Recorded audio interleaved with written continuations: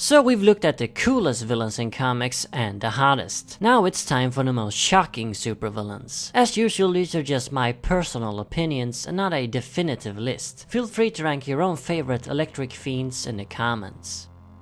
Number 5. Electrocutioner. Yeah, of course I gotta put a Batman villain on the list. Electrocutioner here also happens to be a bat rogue I've never talked about before, so that's kind of interesting. So like with many of these power-themed villains, there's been several different characters who's gone by the name Electrocutioner. The first, whose identity was never revealed, appeared in the 1980s. This guy was a vigilante who killed criminals who'd escaped conviction due to technicalities. He was kinda like the Punisher, but unlike old Frank Castle, Electrocutioner didn't use simple guns. He used a special suit capable of discharging high volts of electricity. He fried the criminals to death, sort of like a walking electric chair. How poetic.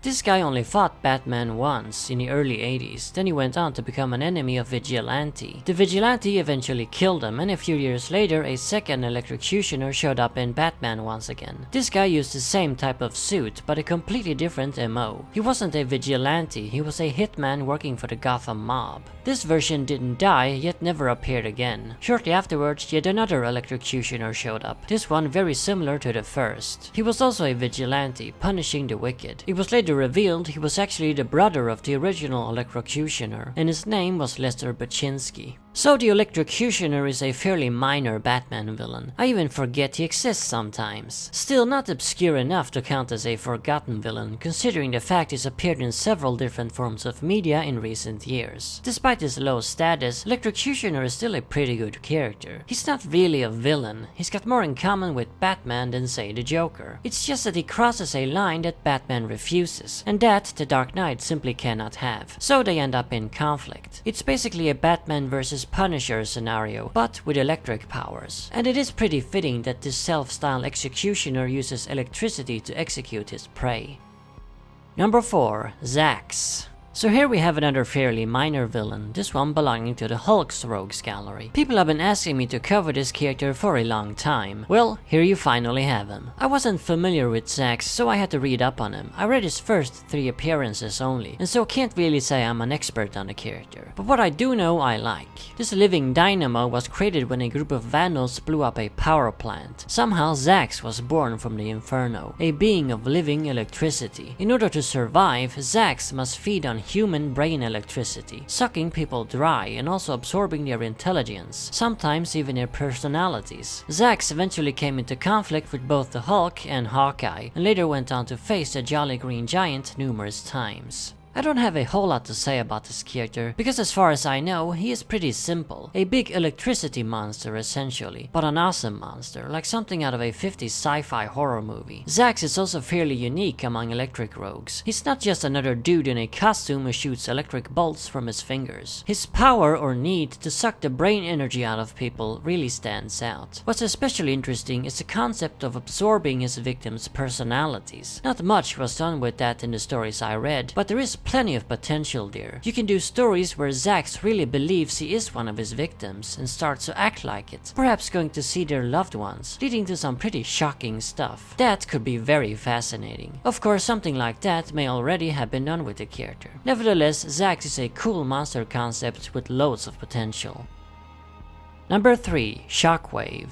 Here we have another character I wasn't very familiar with, but in preparation for this video I decided to read some of his stories, and boy did I end up liking this weird freak. Shockwave, real name Lancaster Sneed, is an enemy of Shang-Chi, the Master of Kung Fu. The Master of Kung Fu was one of Marvel's martial arts titles in the 1970s, intended to capitalize on the Kung Fu craze in the West during that time. Shang-Chi was a Chinese martial arts expert and secret agent working for MI6, a colleague of James Bond in other words. Anyway, Shockwave was a former MI6 operative himself, a promising young agent and a nephew of Sir Dennis Nayland Smith, one of MI6's senior agents. And yes, also a character from the classic Fu Manchu pulps. Fu Manchu himself was actually Shang-Chi's father and nemesis. Anyway, Sneed's first mission ended up a complete disaster. He was caught in an explosion, ruining his face. Instead of plastic surgery, the disturbed Sneed constructed a special kind of metallic suit that hid his appearance and also made him stronger. stronger. He figured this would make him a better agent, but his MI6 superiors canned him due to mental instability. The bitter and disillusioned Sneed then began to travel the world and eventually ended up in East Asia. There he became a martial arts expert and also upgraded his suit, making it emit electric shocks upon contact. Sneed used his suit and skills to join a traveling carnival going by the name Shockwave. But soon that wasn't enough and he became a mercenary instead.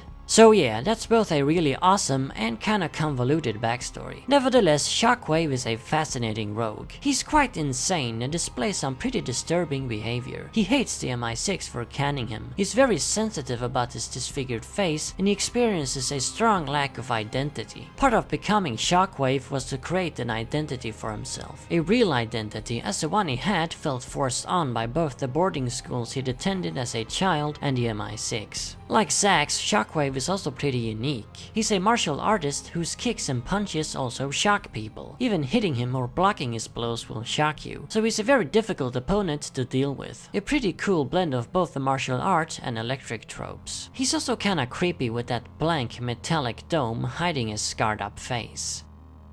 Number 2. Lightning Lord. Mech Rance, aka Lightning Lord, is one of the Legion of Superheroes' biggest foes. He's actually the brother of Legion members Lightning Lad and Lightning Lass, the black sheep of the Rance family, I suppose you could say. All three siblings gained electric powers while stranded on a hostile planet inhabited by weird electric creatures. His siblings obviously decided to use their newfound powers for the force of good. Mech, not so much. Mech was a pretty disturbed and antisocial individual. This was due a lot to the fact he had no twin. His brother and sister were twins, and being born a twin was the norm on their home planet. When Mech was born a lone child, society shunned him. After getting the powers, he used them to become a supervillain and struck back at the world. Mech also hates his brother but loves his sister. Usually his schemes involve trying to recruit her to his side against the Legion, or specifically against Lightning Lad. He envies the bond and closeness his siblings share with one another, and wishes that he had that with his sister instead. But there is also a good side to Mech, as he's shown at times a will to reform and reconcile with his brother. Yeah, Lightning Lord is a truly fascinating and complex character, so much more than just an electric-themed villain. Really, this guy doesn't even need the electric powers. You could give him any powers, or no powers at all, and it'd still be as interesting. Still, the electric powers evoking the powers of a god do fit him, considering his arrogance and contempt for society. Yet another disturbed villain with a god complex. Lightning Lord would have been a perfect inmate for Arkham Asylum. That is, if the asylum still existed in the far future of the DC universe. I think I've said this before, but there's just something very Shakespearean about this guy, and Freud would have a field day with him. Deciding whether I should put Lightning Lord as my number 2 or 1 was actually a very difficult choice. I'm still not sure I made the right decision, but nevertheless, this guy did end up ahead of him.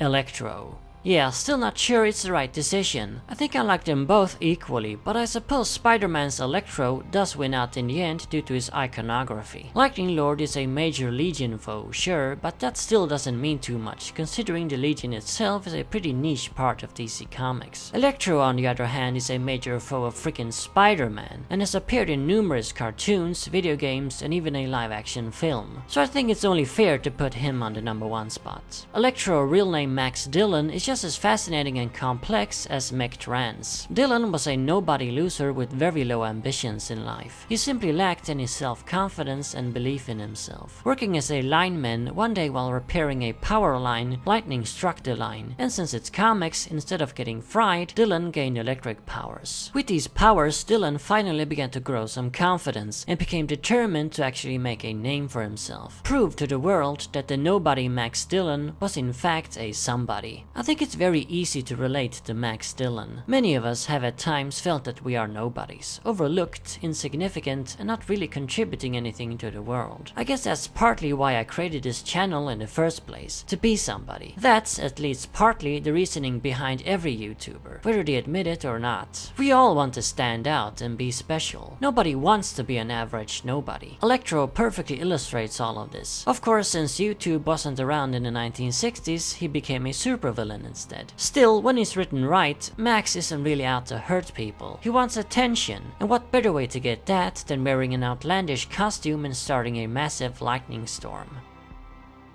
So there you have it, those are my 5 favorite electric themes. Let me know yours in the comments. As for the next top 5 theme list, I've got 2 different themes in mind. I want to do both, but don't know which one to do first. So I'll make a poll and let you decide. So keep an eye out for that. And as always, remember, Arkham Asylum awaits you in the next video.